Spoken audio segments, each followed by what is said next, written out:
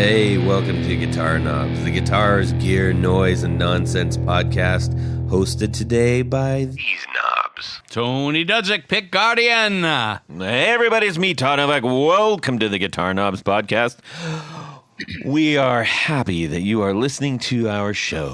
We're thrilled to death, even. Yes, we got a really great one because one of the types of people we love talking to the most are the ones who are true enthusiasts, showing their colors by supporting the show. And in this case, we have Grand Poohbah. What's your name, Grand Poohbah?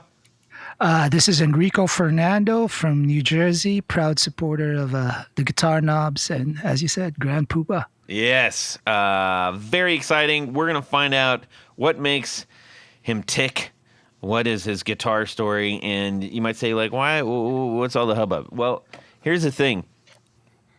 If you're enthusiastic enough to listen to all the shows and support the shows, chances are you've probably got a pretty good story and you've probably got a fair amount of gear, and we want to hear about that.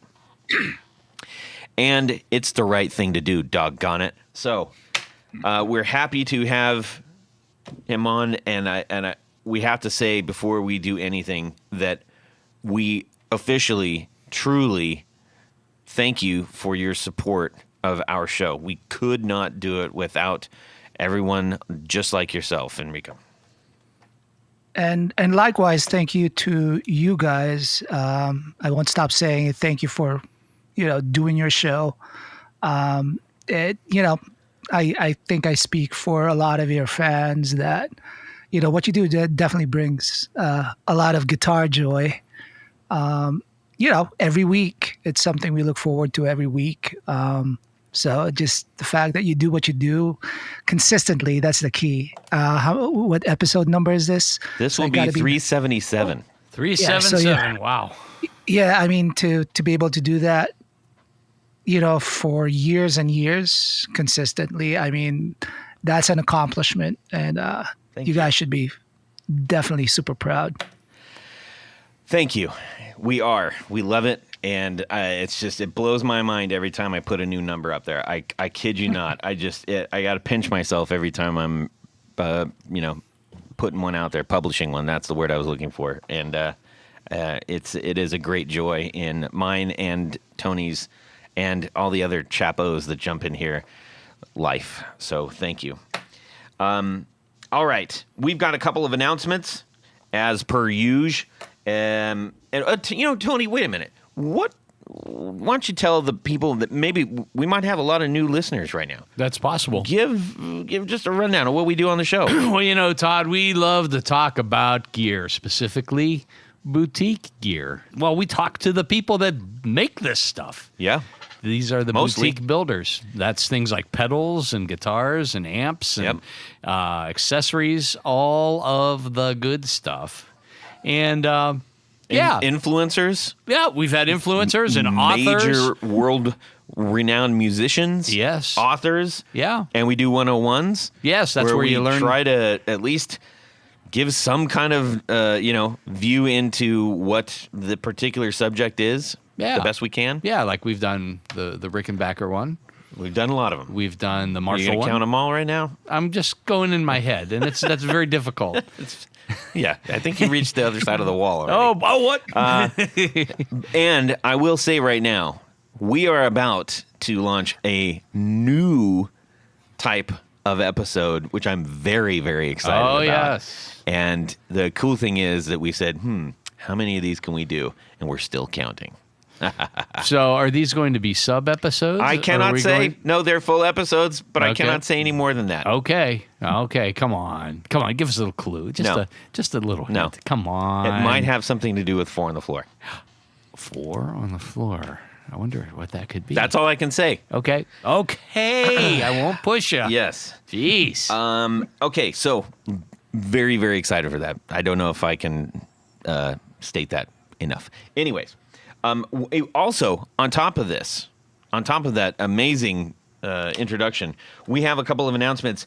We will, by the time you hear this, we will have given away this lovely OCE pedal called the Wrench V2. That's right. Yes, the Wrench Fuzz. And this will have gone to Paul von Eppinger. Hey, Paul von Eppinger. Yes. Very, very excited to send that off to somebody who deserves to win some, doggone it. Yes. And I have a bunch after this, and I'm just going to trickle them all out. Nice. Gotta keep the fire stoked. We love the giveaways. You put too much wood on the fire, and it turns into something you can't be around. Yeah. Yes. I think, was that a uranium? That was Morse code. Okay. I was Morse coding Paul von Eppinger. I see. Yes. So congratulations, Paul, for that. We will have put up something on Instagram by the time that people hear this.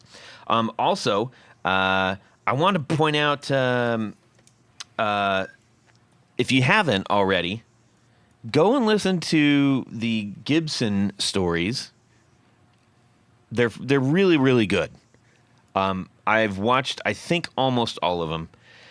They're done very, very well. And this last one is on Paul Stanley. And as a kid from the 70s and 80s, Kiss was huge. And Tony just brought me a Gene Simmons bottle opener, which is really neat. Cast iron. A cast iron wall-mounted one. It's this thing you could knock out a burglar with this thing. I think you could. Yeah. Anyways, it's really cool to get all the behind the stories of the guitars and everything. So definitely go check that out. And also, I wanted to share a little something here. We get all the messages from everybody that are signing up as new people and stuff. And in this case, we had two that I wanted to bring up, but not today. One today. If you don't mind, Enrico, you mind if I read a little something real quick? Sure. Okay. Go ahead. All right. As long as it's not your poetry. It's not. This is from Brett Quattrucci of Plutone. Plutone. Yes, we'll uncover what that is. All right. I didn't ask permission if I could read this, so I'm just going to read it. All right. It says, howdy, Todd and fellow knobs. Longtime fan here and long overdue patron supporter. I've probably listened to over half of your episodes and just wanted to say thank you so much for sharing the magic of the boutique industry. I have to say that you guys, Tony, Todd, and Jared, really make the show what it is. I truly admire your friendship, and it's your dynamic that sets you apart from any other podcast. Wow. I got tears in my eyes. I believe it. That means a lot. Just last week, I was listening to an episode where Jared was sighing and huffing and puffing, trying to spit out the would you rather, and it was just the funniest thing I've heard on a podcast. We agree. That's why we miss him when it's not here. Not the only reason. It was over 2 years ago now that you all inspired me to start an online guitar shop where I support a small but growing number of artists and makers of picks, pedals, hardware, and guitars, including Rebirth Guitars, who you had on the show. Lance is a great guy, and we've become good friends over the past couple of years. Lance owns Rebirth. As a matter of fact, we're meeting up tomorrow to hang out for a bit. But I digress. Okay, back to it. My shop, Plutone, is a bootstrapped startup and still quite small, but I have big dreams to someday offer gear from every maker you've had on the show. It's finally grown to the point where I have a bit of cash to repay you for the inspiration and motivation you have provided me to keep chugging along. I'll find a way to call it a tax write-off, LOL. It is. I also started an Instagram page, fret _me not, NOUGHT, where I share boutique guitars that experience also taught me that there are quite a few other knobs out there who share our passion for artisan-made gear. Like you, Todd, my experience has been primarily in the world of marketing. And although I am very much a creator myself who is always tinkering with pedals and guitars, I feel as though I can be most useful in connecting makers and players. That's really cool. Yeah. Like to kind of have that realization to zero in on that. I like it. Therefore, I've committed myself to the terrifying but exciting world of e-commerce. With the guitar market valued at around $11 billion, I believe there is a ton of potential from boutique makers to take the market share from the brands that are currently dominating. And so I've joined your mission to do what I can to spread the word about their amazing talents and creations. Anyway, I know from experience that we guitarists love to spill our life stories and entire journeys with our instrument. So I wanted to spare you from spending too much of your too much of your day reading about mine. I know that, like myself, you are all quite busy juggling your day jobs and your passions, and I deeply appreciate all the energy you give to the mission of sharing boutique gear with others. Well, that's it for now, Knobs. Look forward to tuning in to the next episode, which is this one. Thanks again for all that you do and for being the champions of boutique gear. Keep rocking, Brett. I mean, That's cool. That says it all. It absolutely does. I swear. I got this, and I took it. I took this message around to my kids. I showed my kids. I showed my wife, because the guy wrote this big long email just to tell us what was up and to thank us and to share with what he's doing. I never expected any of this kind of stuff to happen, and I'm just moved and thrilled every time that we hear something like this. It absolutely, I don't know how else to say it. It stokes our fire, if nothing else. So thank you, Brett, for those kind sentiments. And please go check out Plutone, Plou, right? Yes. Ploutone. Yes. All right, get some stuff over there. All right, we're moving on now. We need to find out what's going on. And by the way, thank you, Enrico, for letting us read through that. This is a fellow person just like yourself. Absolutely. And fret me not, you said, right? On That's Instagram? correct. Yes. Okay. Nought. All right. Okay. We're going to find out what's going on in our music world this week. We're going to start off with the beloved Tanya Bolonsky. That's all I am this week. That's it. Well, so I found some interesting news about 4 or 5 days ago. Your story has become tiresome. Next. Go ahead. So most of the major guitar mags, online mostly, have started reporting that they believe that John Lennon's first Vox amp, which was an AC-15 twin, AC-15 with two 12-inch speakers, was found. 12-inch speakers back then? Yeah. I would have thought they would be like 10s. No. For whatever reason, I think those are the old ones are 10s. No. I'm mistaken. AC-30s had 12-inch speakers. Okay. So it's basically a lower-powered. You get the picture. Yeah, I get it. You get the picture. Yeah. And the story is pretty remarkable because someone had posted, I forget which auction site it was, a 1962 Vox AC-15 twin, and they had a minimum of 1,000 pounds.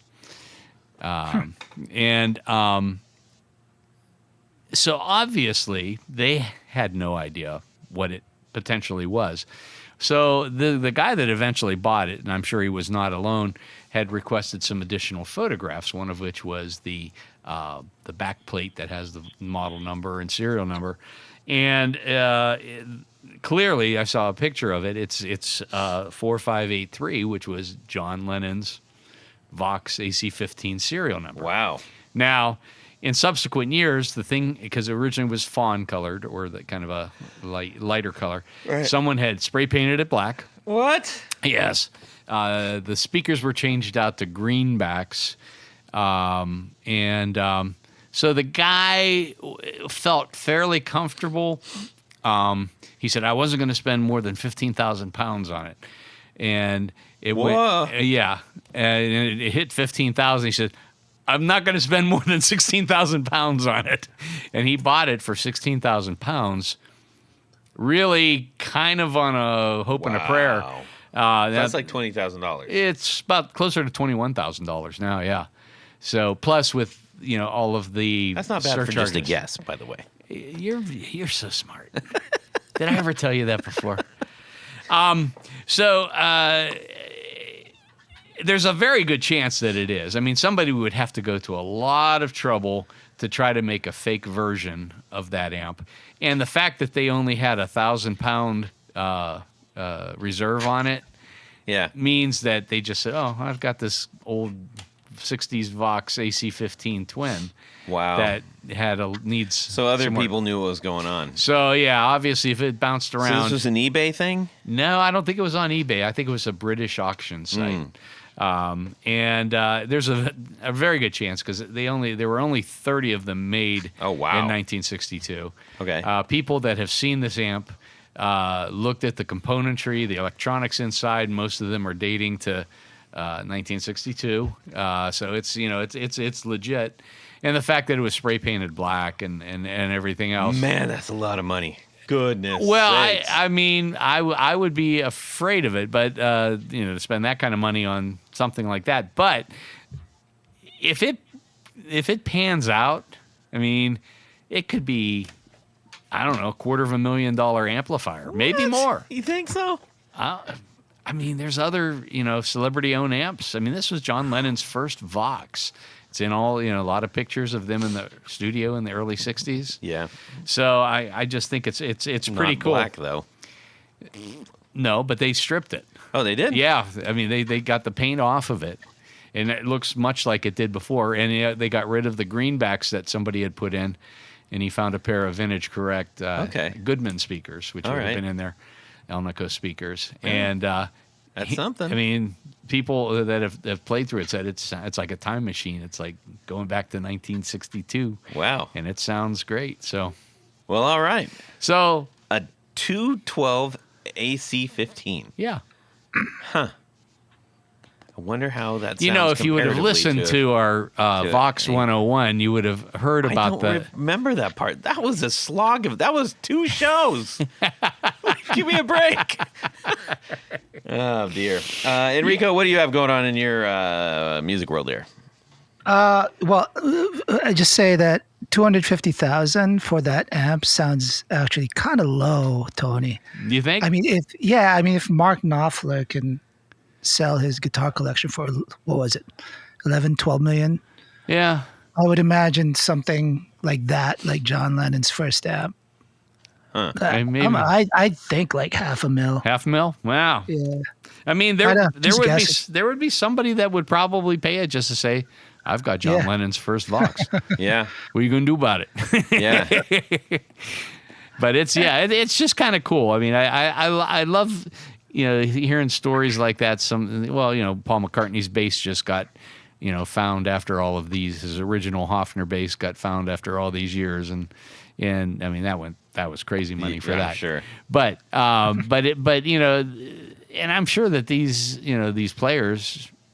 Well, John probably wouldn't care right now, but if he were alive, he'd probably say, "I think I'd like to have a go with that one more time." Yeah, but we'll see. Yeah, very cool. All right, good stuff.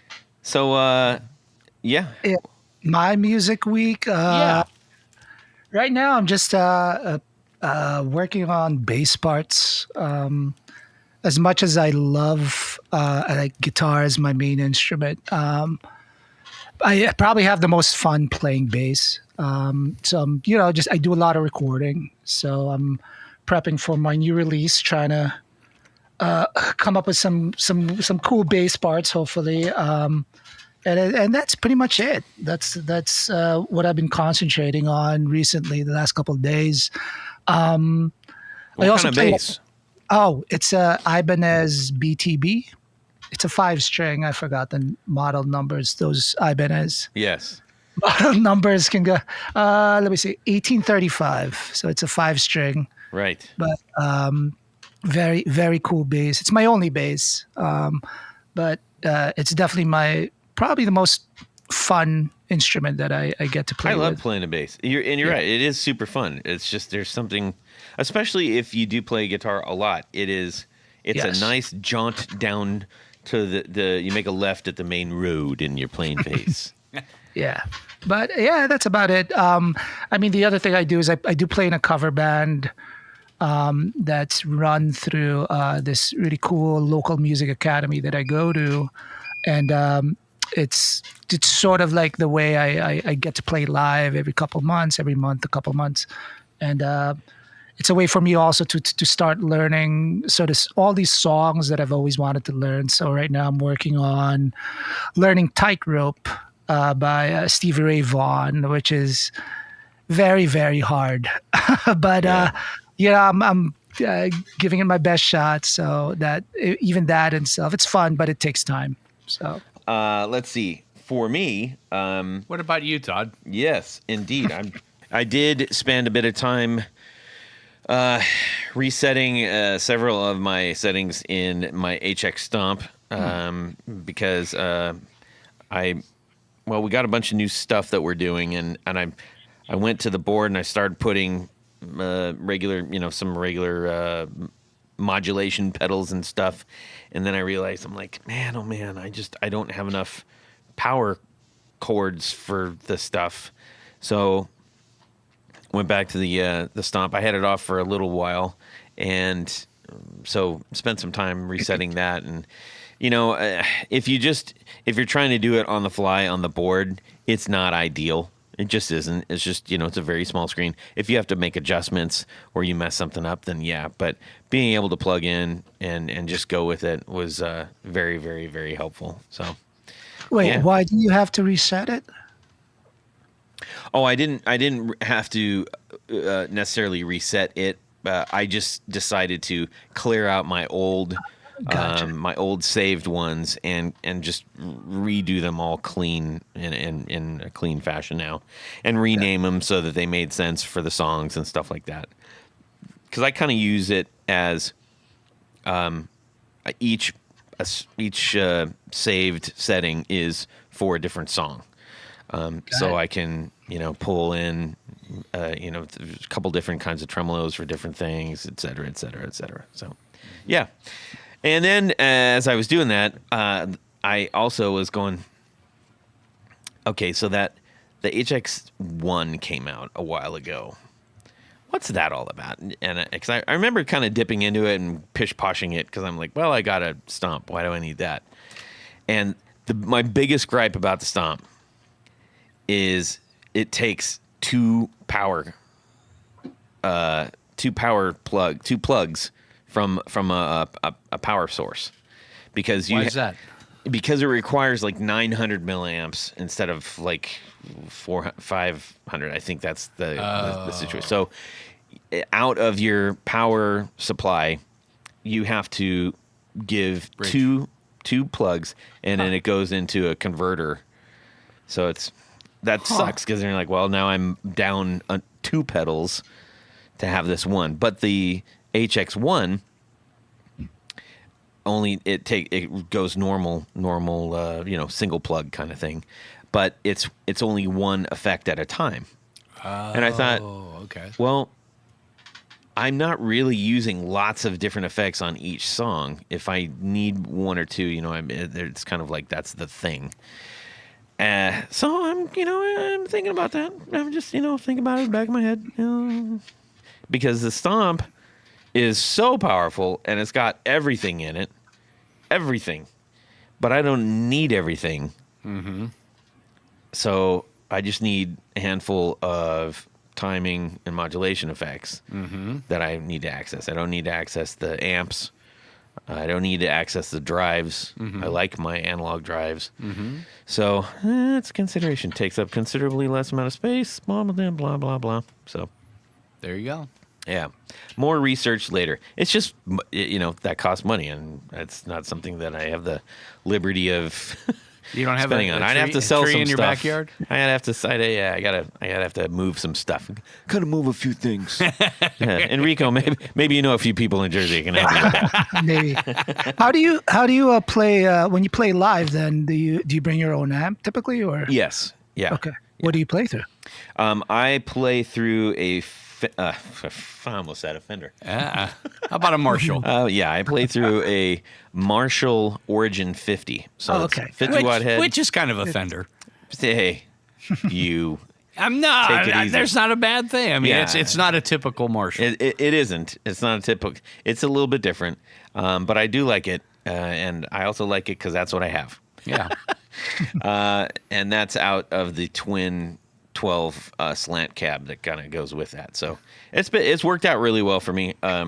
And I run all the drive pedals that I have, and so there you go. Bow. Sweet. Yeah. All right.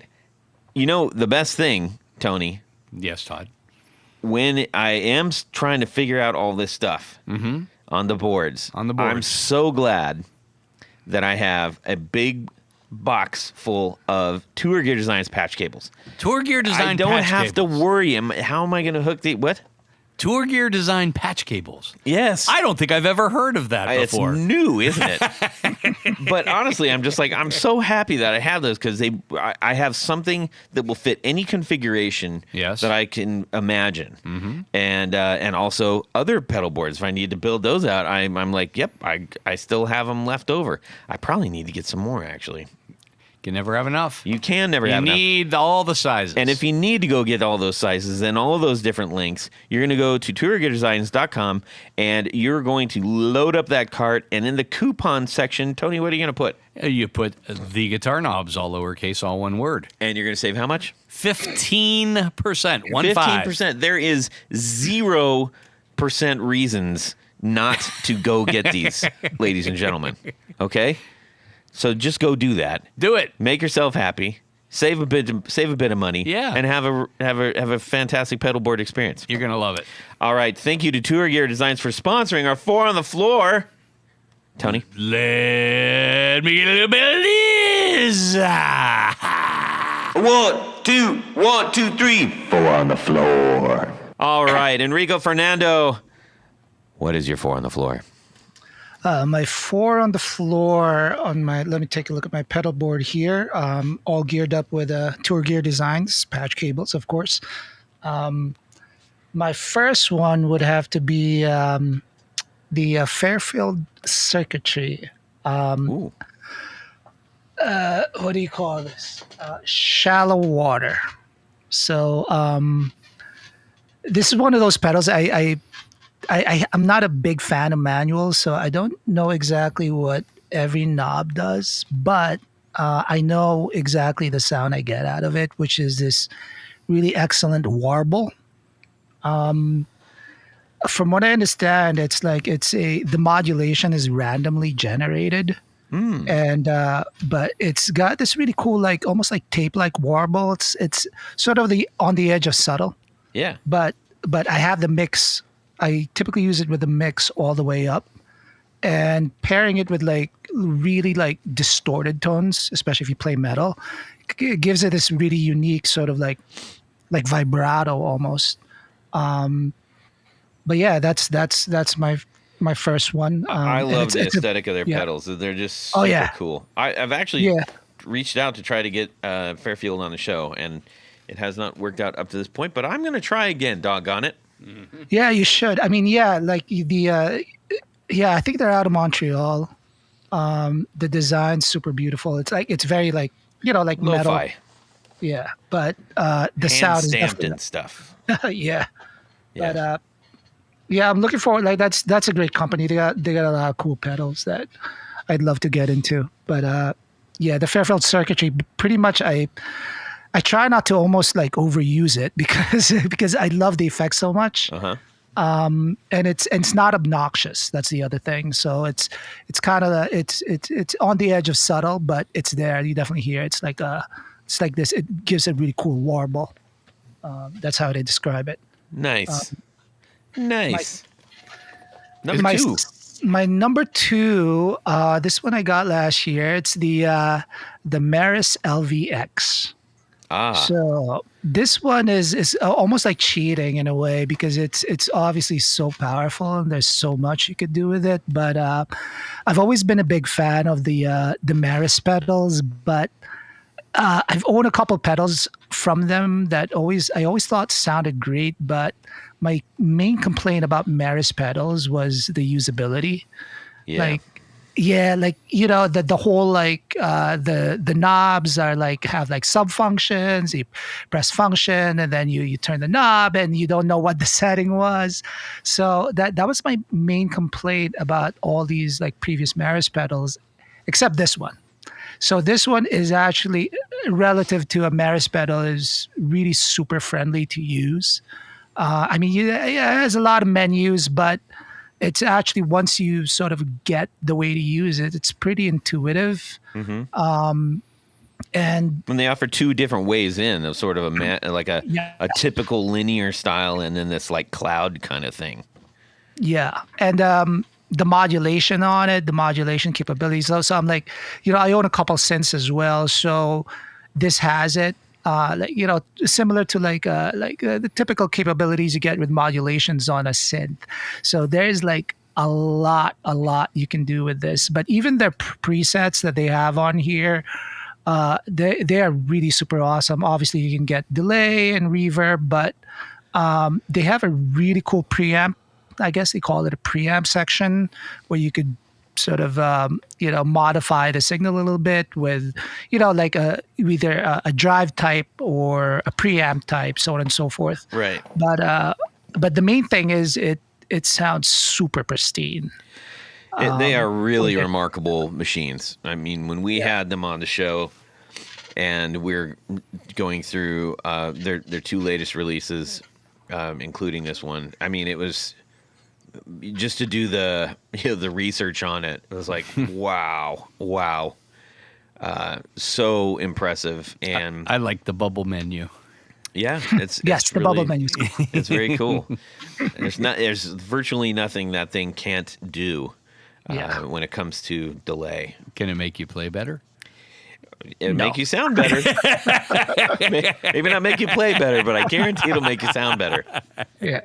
And it's wonderfully built, and like the price is up there, but I mean, I listened to that episode, and just the research and sort of the R&D and all of that, like anyone who's familiar with sort of technology and just infrastructure and the types of things that just go into running a company and getting it manufactured and all the QR, the quality control, yada yada. And it's like, it's really is a bargain because this is like I don't know, like 5 or 6 pedals in one, At least. That's true. At least. And for the price, it's really quite reasonable if you ask me. So I mean the processor, I forgot what the sort of the A&D processor, that chip that they have in here, but it's like it's audiophile grade. Oh yeah, and it sounds like it. Yeah, absolutely. These guys changed the game big time for the gear industry. Starting off with the Strymon stuff. I mean, it's sometimes you have to remember oh wait, these guys also came up with Strymon. Like, whoa. Yeah. That's quite a pedigree. What do you got for number 3? My number 3 is the BSRI Ashmaker.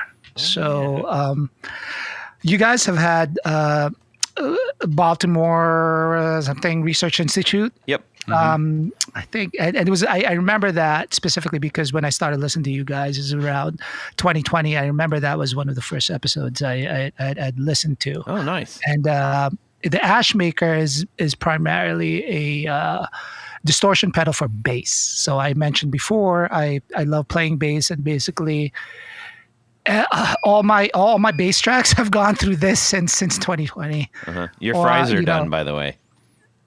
Yeah, sorry. That's my Verizon thing telling me my battery's running out. Oh, no. It's got to keep doing that for every 15 minutes. I'm sorry. That's okay. Yeah. But the Ashmaker is really cool. Actually, I think I got this like 21, 22. But it's a distortion pedal. It's got two different drive types. But what I love about this pedal is on a track, like if you solo the track, like you could put like loads of distortion on it, And if you solo the track, you can clearly hear it's like super distorted, but in the mix, it sounds really clear. Really? Like it doesn't sound like, which is really odd, right? And I don't know how it does that trick, because it's like, yeah, you have a very distorted bass track. Typically, like, you'll notice it's super distorted, but in the mix, it doesn't sound that distorted. It just sticks out. So it does this really cool trick, I think, and that's why I've kept it all these years. But BSRI Ashmaker, definitely check it out for our bass players. But yeah. hopefully he still makes it. I haven't checked his site in quite a while. He still makes it. Yeah, awesome. It's a great pedal. My number 4 would be this one's a little bit of a utility pedal, but since I'm a recordist, it's indispensable. It's my it's a very long name. It's ISP Decimator 2 G string. So it's a noise reduction pedal. So the reason I put this on is because I use it all the time. It's especially if you play high gain, I think you kind of need it. And it doesn't even have to be high gain. Like, if I'm playing like P90s or single coils with hums, it's just a really, really helpful thing to have for recording, especially if like, it's like you're recording like, I don't know, like a 3-minute song and you're not playing the whole time. There's noise, post-production, you got to go back and, cut out the hum, like in the blank parts and all that. This takes care of that. So I don't have to worry about that. So it's one of the ways I stay efficient. But if you're definitely a high gain person or play a lot of metal, there's really nothing better in terms of noise suppression. Yeah, that's kind of like, is that the only thing ISP does? Because I think that's all I've ever seen from them. I think that's the only thing they have. Yeah. I think they have like a less like another like lesser model, like I think with less inputs or something like that. But yeah. Well, like Ron Popeil famously said of Ronco, pick something and do it really well. Yeah. There is something to be said for that. Like the pocket fisherman. Or make 500 things and do them poorly. Oh, dear. All right. Oh, the old fella's got to laugh out of that. Okay. Chuckle. Yes. They're not chuckling. quite a laugh, just a chuckle. Anyways, thank you for that. Thank you for running us through that. It's always cool, especially when you had 4 totally. Well, no. What? Huh? What are you doing? What? Speak into the microphone. Oh, sorry, my bad. I got off track. I was stretching. You had 4 that were new. Well, actually 3 that were new to the 4 on the floor because we're already familiar with the Maris. But that's always cool. And that's the first time those have been on the show. So, neato. Love it. All right, let's find out what makes Enrico tick and all the backstory to your guitar, I guess, journey in life, man. Well, I guess let's start out right now with like what's you mentioned recording a lot. Yeah. So you're doing this in-house, yes? Yes. Okay, so you got like your own personal studio set up and stuff? Yes. So I got to ask you, when we did our home recording episode, were you like nodding along with some of that, or were you like, oh, I wish I could tell them this? Yeah, I was definitely nodding along.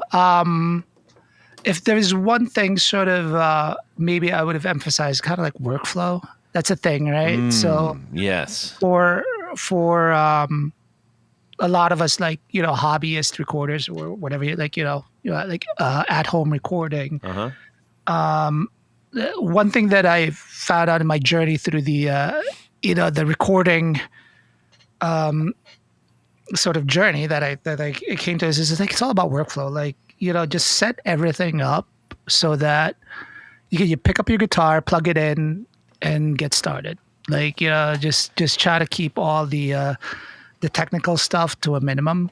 So it's literally I can come down to the basement, plug in, turn switches on, and I'm ready. Yeah. So that's definitely if I had to advise anyone in terms of setting up a recording setup, if you have a bunch of outboard gear, definitely use a patch board. Have it set up so that the default setting or the default routing of all your stuff is 99% where you want it most of the time. That's definitely it, because you don't want to get bogged down with repatching or doing this stuff when the key part is just to get recording right away. Yeah. Especially with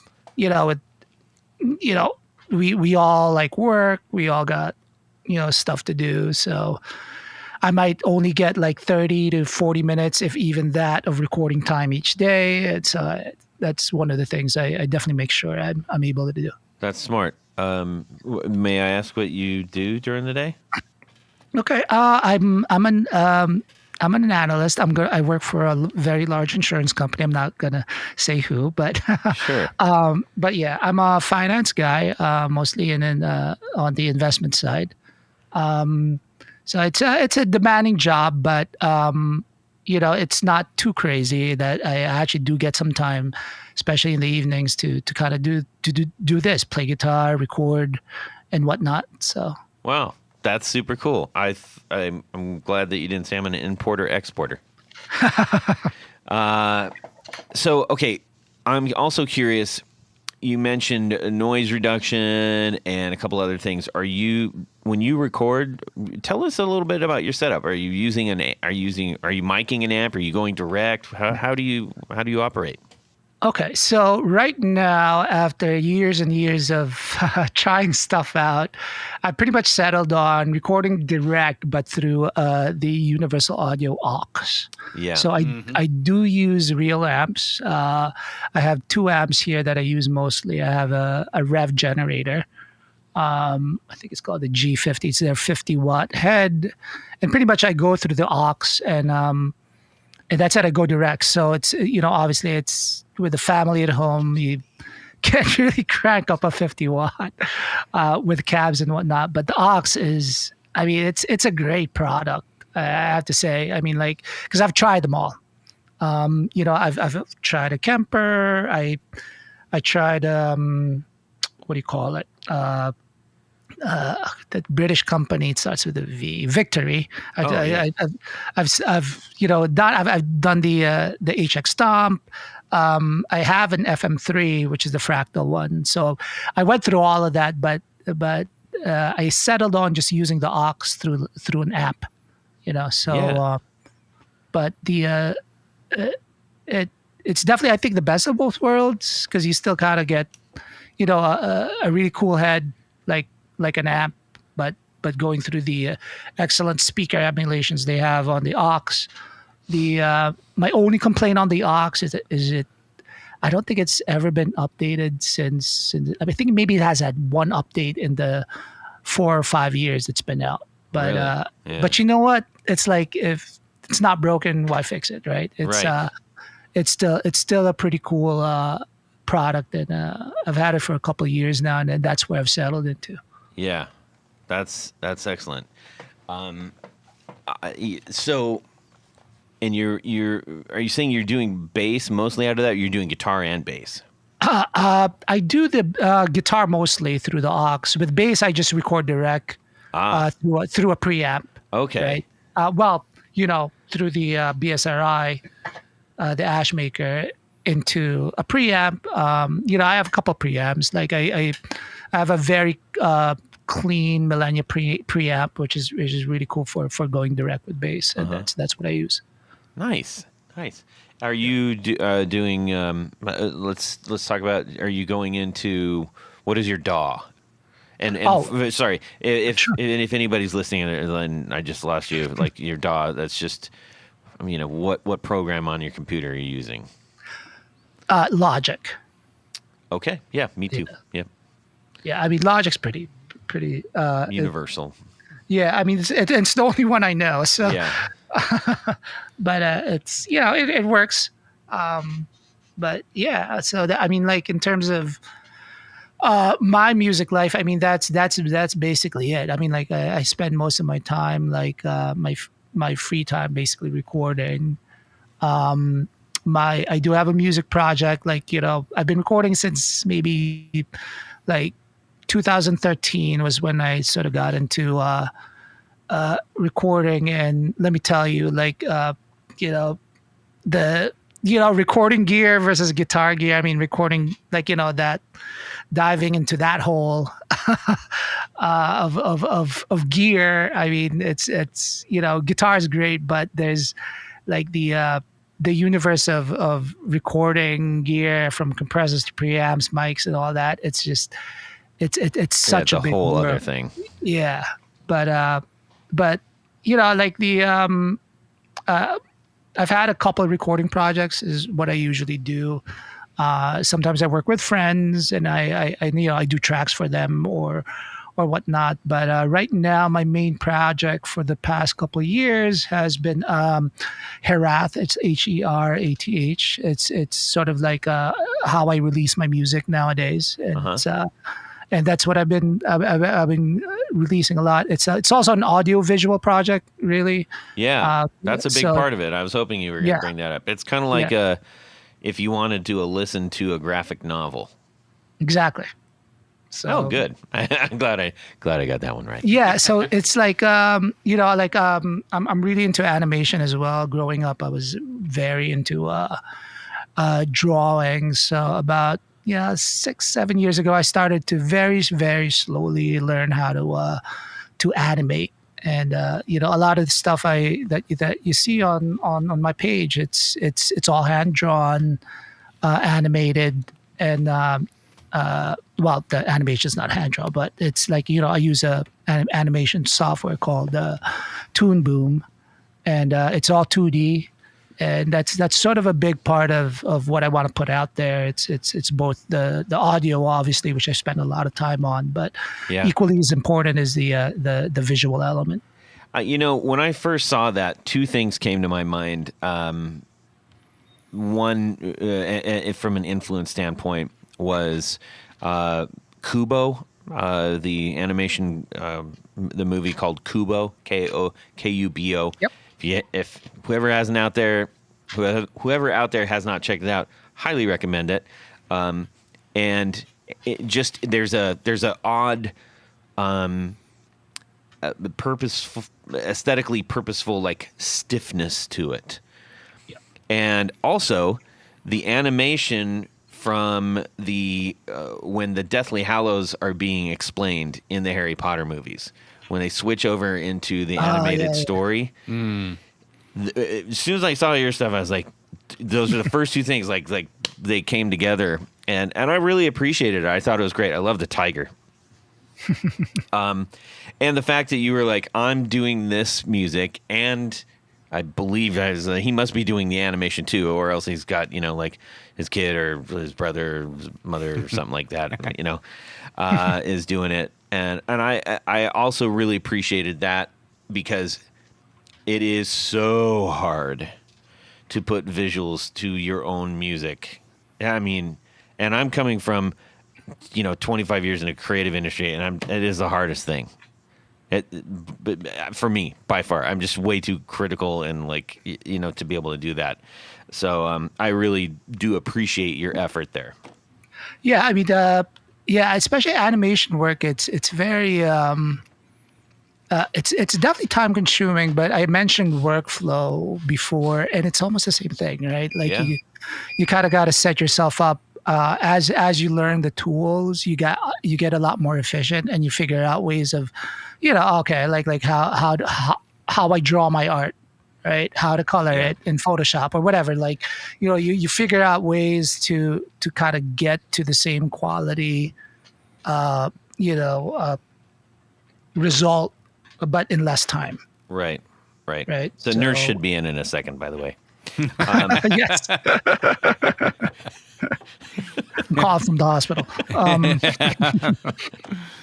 But yeah, so the visual element is definitely a big part of sort of the project I do, and and the reason I actually got into like, I said, finally, just let me learn how to animate was because one of my previous recording projects, I had really wanted to, you mentioned how hard it is to get visuals, but like 7 or 8 years ago, when before I started learning animation, I had tried to, like call a couple of animators and like ask for, I got this music. Can you make a music video? Can you animate it? I can give you drawings, stuff like that. And let me just say, the prices for doing animation work, I mean, it's super expensive. I mean, you're talking even if you do like Fiverr or something, they're like, exactly. This $10, and somehow it becomes $1,500. Yeah, like really, you're like what? How'd that happen? Yeah, Fiverr, my butt. I mean, you're talking like at that time it was like $2,000-$3,000 per minute. Those were kind of like the quotes I was getting. So at that point, I was like, I already do the art. I already do the drawing. So let me just learn how to animate. And it took a few years, like 2 or 3 years slowly. But if there's anything I have, I'm pretty patient and I value consistency. So I'm patient. I'm a patient learner, let's just say. So eventually, I was able to get it to a level where I thought it was this is good enough. I can actually start attaching this to the music, and that's what you see on my Instagram page currently. So yeah. So how did you actually? By the way, if anybody thinks right now thinks that they're actually talking with Bruno Kirby, they're not. Enrico just sounds an awful lot like Bruno Kirby.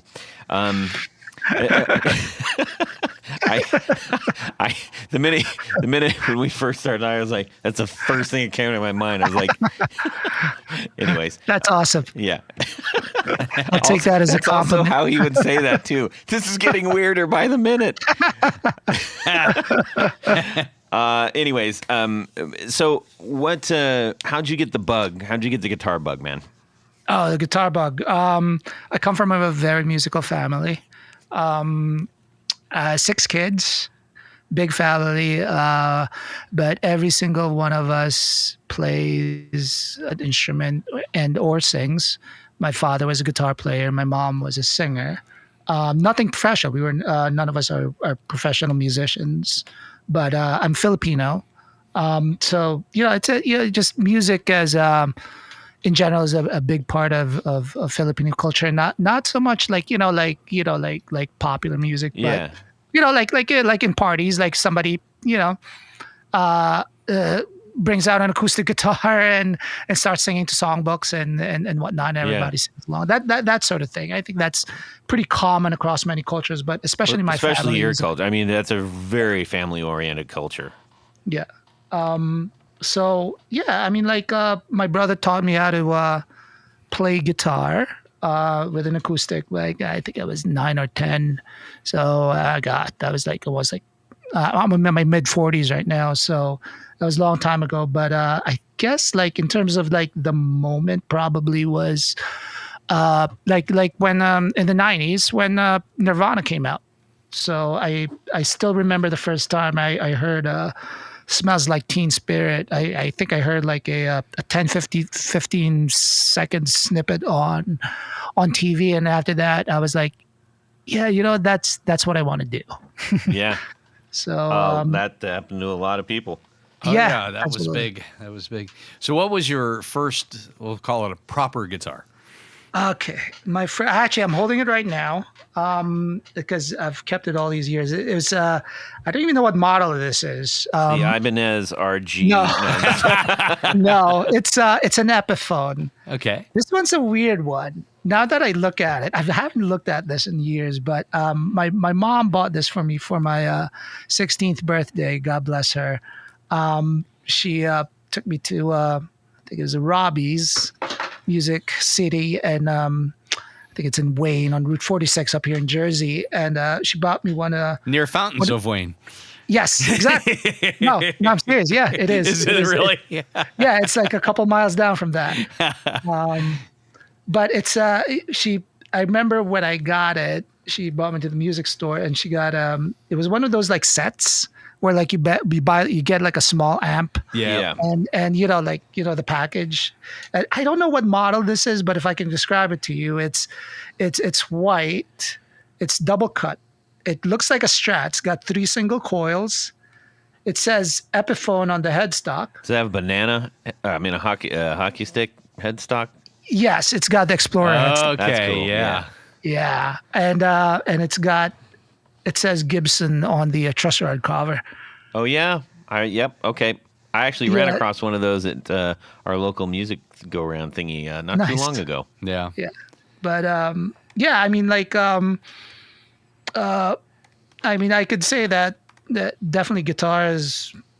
I mean, it all started from here. I would say, back when I got this guitar, I was just recently immigrated to the U.S. Actually, I came here when I was 15, and as you can imagine, like a 15-year-old moving in the middle of those years into a new country and no friends, like very moody, and I think that's why my mom bought me the guitar.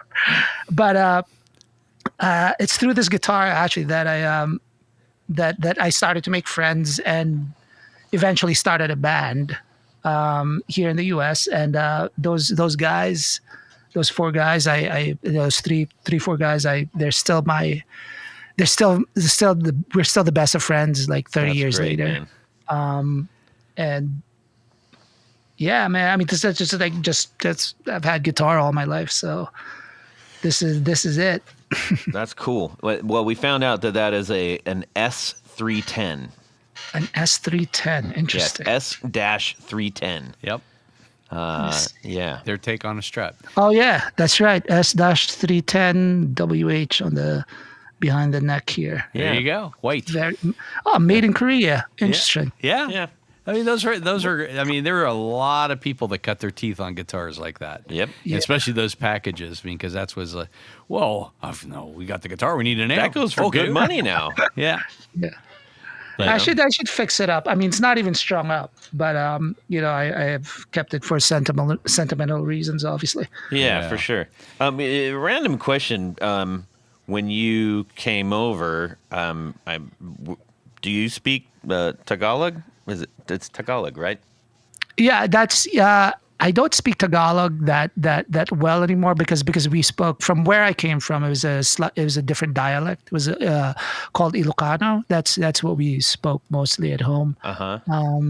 But yeah. So interesting. I mean, like Filipinos, like typical, like a lot of Filipinos, like the parents were nurses. My mom was a nurse up here in Jersey. That's a thing, isn't it? Yes, that's a thing. Why is that a thing? Why is that a thing? It's because no one in the United States says, I'm going to be a nurse when I grow up. That's why. Yeah. Specifically for elderly people too. I feel like that a lot of times that happens. My own personal grandmother was cared by in a house that was run by Filipino nurses. Yeah, it's just there was I think like it started in the 70s, 80s. There was a market for the U.S. had a large need for nurses, and the combination of the educational system in the Philippines, they had, like good enough education and whatnot that people were able to sort of like source nursing from there. But yeah, I mean, to that point, it's like there's there's not a lot of people that go into the nursing sort of career organically in the U.S. So yeah, I guess part of me likened it to, I know in specifically like in Japanese and like Mexican cultures, like the older people in your family, like you take really, really good care of them, like really good care of them. I think that's super important. That's a cultural thing. Yeah, and so I part of my, I guess maybe it was a false assumption, but I kind of assumed like that's like, well, why wouldn't we do that? Almost to a degree. And I may be way off base, but I just wondered. So. Yep. Anyways, On this week's nursing podcast. I'm sorry. Hey, we're talking about life here, Yeah, I mean, like you mentioned the thing about like Filipinos are very family oriented, but in a sense, like every culture really is family oriented. Yeah. Like that's like every culture is just this. Like I think for a lot of like sort of in other countries, like the whole idea of like putting your parents in a nursing home, right? That one's a little that to someone who's like Filipino, that will always definitely feel odd, or Chinese even. Yeah. Right. Like when your parents get older, they're living with you. They're exactly. They're going to live in your house. That's sort of kind of expected. Yeah. So. Yeah. Well, anyways, I'm glad we cleared that up. Thank you for indulging indulging my humoring me. Yes. I've thought about that often, so it was just kind of weird that had a natural outlet for that question. So thank you. Yeah. All right. Anyways, back to the guitar stuff. Sorry, everybody. Yes. Now. So you got that was your first like sort of real guitar, right? But when did you pay for what? Like, tell us about that. Okay, probably the first guitar I paid for was in college. Was one of those Jackson Dinkies. Oh yeah, that was another popular. yeah. Yeah, that's another popular one. And I remember I got a Fender Deluxe, and that amp, like I don't have it anymore, unfortunately, but I sold it off a number of years ago. But I used that amp for like, I don't know, 15 years straight up, like just doing gigs with it, taking it to all kinds of grungy places around North Jersey, and it survived the whole time. And like there was a period maybe from like I'd owned that amp, let's say from like 98 to like 2010. And then I'd taken a long break from music for like, I don't know, like just doing guitar music anyway for about 5-6 years. And I remember in 2018, I was like trying to clean my basement. I still had the amp and I plugged it in, and it still worked. And yeah, those things are workhorses for sure. But yeah. I've always wondered why they called him the Dinky. I never knew that. Smaller body. Is that it? Yeah, 7/8 body. Okay. Yeah. See, that's why Tony's on the show. What else you want to know? That's the only reason. That's the reason. Yeah. Not yeah, true, and the but- Dinky's great because like, and they still sell them, right? They still sell Yeah. Dinkies. Oh yeah, I think so. Yeah. I mean, it's all about the neck. The necks in those are super playable, especially for, back then I was playing a lot of like more like, I guess like metalish Soundgarden type stuff. Yeah. And the neck on that was superb. Well, And the neck's got to be good if you can basically say, you know what, I don't need to make guitars. I'm just going to go make necks for everybody and make a bajillion dollars doing that. That's cool. So you got into you're into heavier stuff, metal, and all kinds of stuff. Was there a particular group that transcended beyond the initial Nirvana thing that you said, okay, wait, here's my real thing I'm gonna lock into? Yeah, I guess like I mentioned it before, like Soundgarden basically is probably the biggest influence on me. It's like I had two bands that really sort of influenced my guitar playing. It was Pantera and Soundgarden. Mm-hmm. If for nothing else, it was because when I first got my Epiphone, the first few tabs I learned from guitar magazines were Pantera and Soundgarden songs, and at that age, what you learned then sort of just kind of embeds with you forever. So Yeah.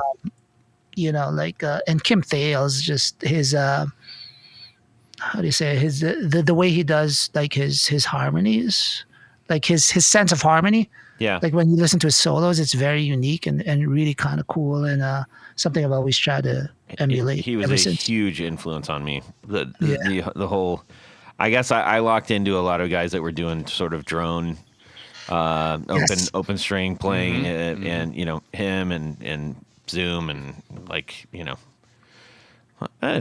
does a lot of that. Yeah, I mean, like, he's definitely one of my heroes in terms of guitar. I mean, like in terms of other bands, like I guess the Nine Inch Nails is probably another one, because the music I do is mostly like metal, industrial. So that definitely, like, if you're into industrial music, it's kind of hard to not be influenced by Trent. So Yeah, for sure. I got to see Nine Inch Nails, Nine Inch Nails opened up for did Tool open up for Nine Inch Nails or vice versa? Nine Inch Nails opened up for Tool, I'm pretty sure, in L.A. and at the Olympic, the Olympic arena. That's where they did a lot of boxing and stuff. So it was like sort of terraces, like it was basically just rows of mezzanines, almost like an old baseball stadium kind of thing. Yeah. And this guy jumped from like the one above us, and thinking like the guys are going to catch me down there, and the dude broke his leg. Like at the show. I mean, there's, so medics were all in there. They kept playing. It was kind of neat. Yeah. Kind of neat. Sometimes antics Not get for you in him, trouble. but he's like, wow, that guy's really taking this pretty seriously.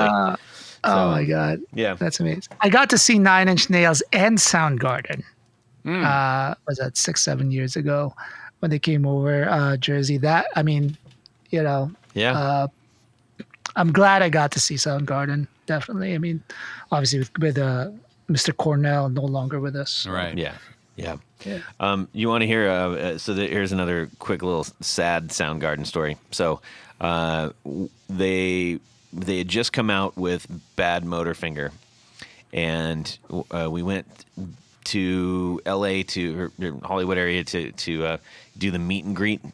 Like the first 100 people there. So we were there at like 4:30 in the morning. There was actually like 5 people before us. Like, hey. So we sat on a curb for hours, and then we got in and we got to walk through the line. I got my hat signed. I got a CD signed by the full band.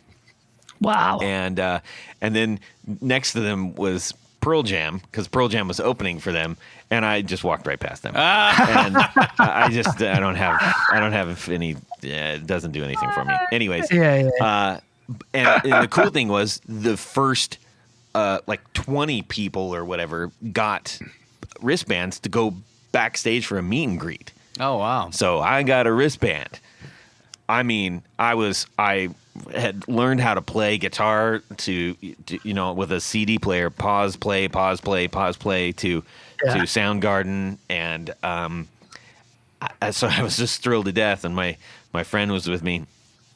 And this was at the height where Chris Cornell was wearing like the long cut off shorts that had been duct taped. Like the entire thing was all duct taped, and like 18-hole docks and the whole 9 yards. And the show was over, and we're like, all right, let's go. And he looked at my hand, and I looked, and the wristband was gone. Oh my God. We had been down in the in the pit area, and it was gone. And he still had his, and I was like, dude, you gotta go. You gotta go for the both of us. And he wouldn't go. Man, that says something. That says, why wouldn't he go? Because he didn't want to leave me hanging. That's what friends do, Tony. Yeah, I would have left you in a heartbeat. I know. Yeah. Sucks to be you. Yeah, keep the curb warm for me. Yeah. Anyway, so that was my missed opportunity. But we had already met them anyway, so it was like, it still would have been cool though. No. That's awesome. So what is? Let me ask you, if you had the opportunity, you got a carte blanche, you're going to go get a brand new guitar, and Tony's paying for it. What kind of guitar is that? I would get a wide sky guitar. A wide sky guitar. Yes, All right, wide man, sky. we got to look this up. Wide sky. You got to interview him when you get a chance. Okay. Patch. His name is Patch. I forgot his last name, but he's he's moved here from he's in Hawaii right now. I think he was in Arizona for a little bit. I think it was in Arizona, but I actually I just a couple months ago I had received my my P125 cutaway from him, which I waited 30 months for. Wow. To get. Wow. Yeah, It's a beautiful guitar. it is. The guitars are really special. But it was a lot. It was worth it. And I'm glad I ordered it back then because of inflation. Like the pricing you see right now is definitely reflects what the economics the last couple of years. But he's but they're totally worth it. The weight. That's what I would get. I would get. It's a beautiful guitar, man. That's for sure. Yeah, really cool. Yeah. Are these? So it's, yeah. I was thinking, is this? I was going to ask if it was slide. It almost looks like it's like a sort of a slide-based guitar, but it's not. Correct. Yeah. It's just it's like semi hollow. At least the version I got. Yeah. And it's pretty light, and it plays beautifully. It's got I got Curtis Novak P90s at a humbucker on it. So something basic, but it's I from listening to your show, guys. Thank you very much. It's I got introduced into the boutique guitar makers. I mean, like some of the guitars I own, like a couple of Novo guitars. I found that out through your show. I think it was the William Bennett show. Oh yeah, where he had mentioned his number one guitar. I was like, okay, let me check that out. Yeah. And, we actually went down to Novo. If you haven't heard that one, oh really? Yeah, cool. With we had it with Matthew, who was at the time heading up operations there. Matt, so that's a very special guitar. So you already have one of those. Yes, I would get another one. You would get another one. I would get his other models, but they're obviously very pricey, and the wait is long. So, but someday. Yeah, but that's what you gotta. That's a keepsake for sure. Yeah, absolutely. So, and if you had the chance to get an amp to go with that, what would that be? The amp I have actually, because the generator, the rev generator, it's I don't know how familiar you guys are with the revs, but the distortion on them is I know it's just the best distortion I've ever heard coming out of the amp. I typically do not use drive pedals. I might use a boost here and there, like a Timmy. Yeah. But generally, I rely mostly on amp distortion, and the rev is it's just got this really, I don't know how to describe the distortion. It's kind of very syrupy. Huh. It's like it's not fizzy. It's not a fizzy distortion, but at the same time, it's still very, very clear, right? So, I would definitely, if anything, maybe I'll get a bigger watt one. Syrupy and clear, so kind of like Rumpelmans or something. Yeah, I guess. or pick your schnapps. Yeah, I know. It's always like kind of like the cliche like describing guitar tone. I get you. But I mean it's like it's definitely a metal amp. I'll say that. Yeah. But it's very different than, let's say, like kind of like a Marshall style or what's that German company? The it's the Daimel. Yeah, exactly. So it's like a lot of those, a lot of the Marshall style amps are very like the highs are very piercing, but not in a bad way. But they kind of have that cut to them. The revs have a little bit more, I guess, kind of like a low midish thing going, and that's where it sounds a little warmer, right? Which I like. I was thinking Diesel, not Daimel. Yes. I'm sorry, Daimel. Diesel, yes. Daimel makes amazing guitars. Yes. In Germany, but Diesel makes the amps. Yeah, that's those amps have like 100 knobs on them. Yeah, it's crazy. If you like knobs, get a Diesel. Anyways, Well, hey, man, I really appreciate you talking to us about all of your guitar stuff, which I know that you're deeply passionate about, and I love that you had some great backstories with those, and introducing us to a few new pieces of gear, too. Absolutely. Super duper. I mean, that's all. I mean, that's all you guys do. Like your show hasn't been kind to my pockets, or your thousands of other listeners. But it's I just want to again say thank you to you guys for just putting on a show, and I cannot begin to appreciate the week to week consistency you guys get together and do this and create your content, and and that's why I became a Patreon, right? Yeah. A lot of, I think I mentioned this in my prior email, like to you, it's just that there's a lot of quote unquote free content out there, and Todd, you play for the Valentinos. You're out there. You put your music out and whatnot, and there's just there's a lot of free content, and I feel like there's like not fair compensation, let's just say, right, for a lot of art nowadays, especially in music. So yeah, for sure. And I think it's like for the fans, like if you're a fan of a band or a supporter, I think it's super important to monetarily support your bands, because it's not like a lot of these bands like get to really make a decent living out of this. They don't. I mean, I know a lot of bands. I obviously played in a band for a decade and a half, and I'm very familiar with the economics of it, and but a lot of people just do it because they love it. But the least we could do is like buy a shirt, buy some merch. Yep. If you listen to a podcast that you really love and they have a Patreon, definitely become a patron.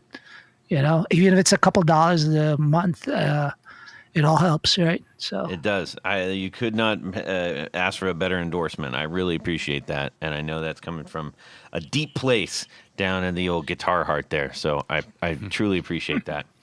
All right. Time for some other fun. We're going to hear from Tony right now. Tony, say something.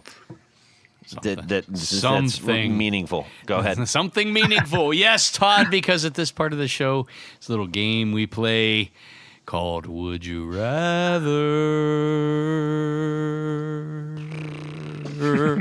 That's a big wet fart. Come on, dig in. Would you rather? I knew you had it in you. You're holding out on us, Tony. All right, there go you ahead. go. This week's Would You Rather is brought to us by our good friend and patron, Bruce Bacon. Yes, Brucey with the good stuff. Yes, he always comes through. And this is a nice, quick, and easy one. All right. No characters. Okay. I don't have to do any impersonations this week. So you have the opportunity to apprentice 3 days to get a basic understanding of a skill. Okay. All right.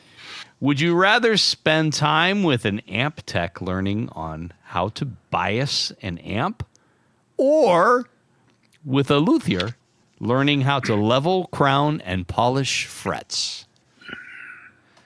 It seems like if you're going to spend 3 days, I need a little bit more knowledge than that. But well, this is just the you're going to get that you're going to be able to do that one thing really, really well. Really, really well.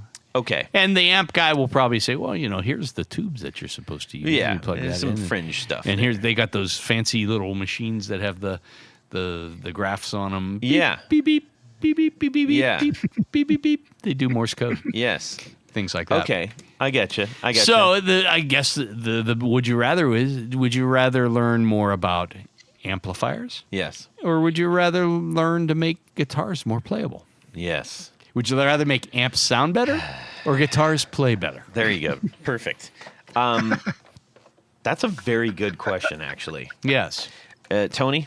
Well, I think I can do a pretty decent job of getting frets in a reasonable playable condition. However, to me, that is probably more important than biasing an amp. And so I think I'm going to go back for 3 days and hone my leveling, crowning, and polishing skills on the frets. Sounds good. That's Sounds what I'm good. doing. Okay. Let's see. Enrico, how about yourself? Definitely the fret work. If for nothing else, just because I'm super paranoid about getting electrocuted. So, It only hurts for a little while. yeah. Like just one of my when I was growing up, I did one of those stupid things that kids do, is like stick a fork in a socket. Dude, and, you and me both. Yeah. So that just gave me like a paranoia about anything getting to anything too close to electrical. So I definitely would not just not touch the amp at all. But the learning fret work, I mean, yeah, for sure, definitely. I mean, like that Epiphone I was just talking about, my first guitar. I'm just touching the frets. I mean, they're flat as hell. And they got like divots from strings. So just learning that kind of work would be pretty cool. You got to just fill it in with some Elmer's glue. And it doesn't work that and way. then just sand it. It doesn't work that way. No. Oh, No, I got it all wrong. No, you do. Well, okay, so my answer is scientifically based. Okay. My knee-jerk reaction was at first to learn more about amps, because it's one of those things that I don't know enough about, that I would like to know more. Mm-hmm. And end goal would be, then I could go over and hang out with my friend Rob and help him out. Rob Chafe. Then my senses kicked in and said, there's no way Rob would ever let me do anything in his pristine shop. And that's fair play. He's got it all sorted out, and Rob's that kind of guy, But so then I said, okay, if I'm going to do this and do it well, then I could definitely hang out on a weekend with my good friend Chase. Yes. Which I do all the time, but this time he would actually let me help him out. So I'm going to learn more about dressing taking care of all the frets and everything. That's good. Yeah. He lets me tinker around in there, and I'll go in and work on my own stuff, and we'll talk and stuff. But it would be fun to just go, hey, I'll come down and knock about the shop and help you out a little bit. I like that. Yeah. You're a helpful guy. I like spending time with my friends. Yeah, there you go. How come Which you never is why- spend any time with me? You painted me into a corner on that one. Anyways, all right. Well, Thanks, that Bruce. was a great one. Thank you so much, Brucey. Always coming in with the good would you rathers. If you have a would you rather, we would love to hear from you. Please, please, please send it our way. Okay. All right. We need to thank a few people. Yes. At this point of the show, Todd, there's a special group of people we love to thank. These are our executive producers. Now, an executive producer makes this show possible. How do you become one? Head over to patreon.com/the Guitar Knobs. Check out a couple of different levels in which you can participate and become a friend, a hero, a sponsor, a friend of the podcast. Each level comes with some very nice thank you gifts and opportunities to win some really great prize giveaways. Oh my goodness, there's stuff. I couldn't even close the prize locker door today. There's so much stuff in there to give away. But in addition to all that great stuff, all of it is yours. There's one thing more. What would that be? You get to have your name read on the thing. Your name read on the thing, and that's what I'm going to do right now. So special thanks to these executive producers: John Sebastian, Trevor Ellenberg, Cameron Pampas, James Bell, Eric Hemmer, Brett Hogarth, Gregory Randall, Don Kloss, Ralph Gottschalk from Wonderful Audio Technology. What? Rusty Sneeden, Vader and Pedals, John Halverson, Rick Calhoun, Trevor Gunberg, Elad Mizrahi, Richard Kendall, James Pennington, James White, Justin Jones, John Esterly from Rare Buzz Effects, Anthony Lathrop, Stefan Lamb, Michael Senchuk, Ken Sayers, Darren Gregory, Tom Barazin, Michael Davenport, Eric Merrow. Oh, and we have a new executive producer. Aside from Eric Merrow, who, just recently joined us. That's right. This is Plutone. Plutone. We talked a little bit about them before. That's correct. Go check them out. See what you can put in your shopping cart. Go get there. something awesome. Yes. Tell them we sent you. Yeah. Excellent. Truly. Todd, there's more. Okay. Because we have a special group of executive producers. We call them our Grand Poohbahs. These are the creme de la creme, the top of the heap, the A number ones. The Kings of the Hill? That's right. The Kings of the Hill. So special thanks to these Grand Poohbahs: Anthony Gemalero, Billy Spitfire Unlimited, Bob Crouch, Brian Robison, Cody Foster, David Kaminga, David Tyndall, Fox Hill Studio, Hex Matos, Jack Cadian, James Pennington, John Williams, Jonathan Jerusik from 12th Hour Devices, LSJ Music Company, Matt Hart, Michael Van Zant, Michio Murakishi, Moon Guitars, Paul Von Eppinger, Sam Jett, Steve Keys, Tyler Rhines, Zach Oswald from Brandon Wound Pickups, Pedro Vasquez, and I think there might be one more on the list. Enrico Fernando. That's right. Hey there. Thank Indeed. you. We thank you in person. All right, ladies and gentlemen, you've heard several instances of us sharing the sentiments and hearing it from the said horse's mouth today. And we really appreciate all of your help and support in keeping our show going. Just, can't thank you enough. So if you're inclined, please join us. And, we got a lot more stuff to do and give away, and we're excited about those things. But it's not all about that. It's about, being connected and stuff. Be part of the community. Yeah. All right. And Enrico, where can people find you in the things that you're doing? I guess the best way is through my Instagram page. It's Herath_music. And that's basically where I release and put up most of my art and whatnot. So definitely check it out. Yeah. Cool. Excellent. But Thank you. Yeah. But I just want to say it's